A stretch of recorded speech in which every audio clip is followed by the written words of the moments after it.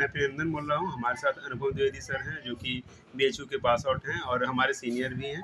तो हमारे पास हमारे जो न्यू ग्रेजुएट हैं जो कि इस साल ग्रेजुएट हुए हैं, उनके मन में बहुत सारी कन्फ्यूजन है रजिस्ट्रेशन को लेकर के। बहुत सारे के मन में भी कन्फ्यूजन है कि ऑल इंडिया बार एग्जामिनेशन को देने के बाद आप कहीं भी प्रैक्टिस कर सकते हैं। तो सबसे पहले हम जानेंगे कि आखिर रजिस्ट्रेशन का क्या प्रोसेस होता है, इसके बारे में जानेंगे अनुपम द्विवेदी सर से। देखिए, ऐसा है कि सबसे पहले आप ये एक काम करिए कि आप जिस रिस्पेक्टिव स्टेट में हैं, उस रिस्पेक्टिव स्टेट के बार काउंसिल में आप जो है रजिस्ट्रेशन अपना कराएँगे। Bar council of Uttar Pradesh, जैसे फॉर एग्ज़ाम्पल हम यूपी में हैं, तो bar council of Uttar Pradesh में हम रजिस्ट्रेशन अपना कराएँगे। जो भी कंसर्न रजिस्ट्रेशन फ़ीस होगी, अराउंड 16-17,000 है आज के समय में। तो वो हम अपना एक डिमांड ड्राफ्ट बनता है, उसके बाद हम रजिस्ट्रेशन कराते हैं। 2 साल के लिए आपको प्रोविज़नल सर्टिफ़िकेट ग्रांट करती है यूपी बार काउंसिल। उसके बाद आपको ऑल इंडिया बार काउंसिल का एक एग्जामिनेशन देना पड़ता है। उसको देने के बाद ही आपको सीओपी मिलता है, जो कि सर्टिफिकेट ऑफ प्रैक्टिस होता है। तो जब सर्टिफिकेट ऑफ प्रैक्टिस मिल जाएगी, तभी आप फिर जो है एकदम फुल फ्लेज्ड आप एडवोकेट आपको माना जाएगा। हाँ, लेकिन 2 साल तक आपके पास जो प्रोविजनल है सर्टिफिकेट, उसके आधार पर आप प्रैक्टिस कर सकते हैं। ऐसा नहीं है कि आपको प्रैक्टिस बार्ड है। अब इम्पॉर्टेंट बात ये आती है कि कहीं भी प्रैक्टिस कर सकते हैं।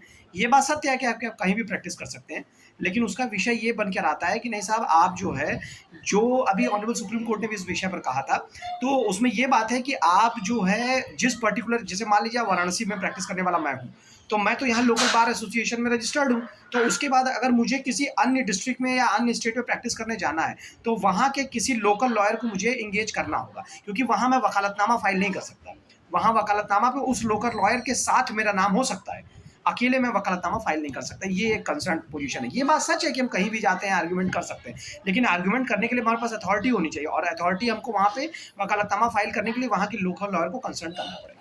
यानी कि आप इंडिपेंडेंटली कोई केस नहीं ले सकते हैं, दैट मीन्स नहीं आपको कि लोकल काउंसिल को लेना ही हाँ, पड़ेगा। लोकल काउंसिल का रिक्वायरमेंट एक पड़ेगा आपको वहाँ पे। देखिए, वैसे भी प्रैक्टिकली भी सोचिए तो लोकल काउंसिल की रिक्वायरमेंट होती है, क्योंकि आपको वहाँ पे जो है रेगुलर आप, मतलब मैं वाराणसी का हूँ, अगर मेरे पास हैदराबाद का कोई केस आ जाए, तो ये तो बहुत इम्पॉसिबल है ना कि हम रोज़ परस्यू कर सकें केस को। तो वहाँ पे हमको एक लोकल व्यक्ति की आवश्यकता पड़ती है।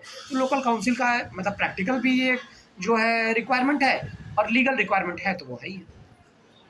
लेकिन अगर कोई ऐसा भी तो पर्सन है जो कि बॉर्डर एरिया में रहता हो, जो कि दोनों स्टेट में रहता हो, तो उसके लिए कोई कोई उपाय नहीं है? नहीं, देखिए, ऐसा है कि आप जब भी रजिस्ट्रेशन कराएँगे तब आप एक ही जगह कराएँगे, हम्म। ठीक है? ये एक बाध्यता है। तो ऐसी परिस्थिति में आपको जब वहाँ जाएँगे, तो आपको फिर जो है वो एक लोकल व्यक्ति की आवश्यकता पड़ेगी। आप उसको डिनाई नहीं कर सकते। सर, अगर कोई कोई स्टूडेंट मतलब रजिस्ट्रेशन करवाता है, अगर 2 साल के अंदर एआईबी का एग्जाम नहीं दे पाता है या फिर नहीं पास हो पाता है, तो उसका क्या होगा? फिर से रजिस्ट्रेशन करवाना पड़ेगा? नहीं, रजिस्ट्रेशन फिर से नहीं, वो पेंडिंग रहेगा। आप सर्टिफ़िकेट आप, अरे! प्रैक्टिस आपकी रुक जाएगी वहाँ पे। फिर आप जब पास आउट हो जाएँगे, तभी आपका प्रैक्टिस कंटिन्यू होगा। अच्छा, 2 साल के बाद आप पास नहीं करते तो वो प्रैक्टिस आपकी रुक जाएगी वहाँ पे। फिर प्रैक्टिस। आप वकालतनामा फाइल नहीं कर सकते उस एनरोलमेंट नंबर से, जब तक कि आप, अनलेस एंड अनटिल कि आप जो है ऑल इंडिया बार काउंसिल के एग्जामिनेशन ना पास कर लें। थैंक यू सर, अपना वैल्यूएबल इंफॉर्मेशन देने के लिए। धन्यवाद।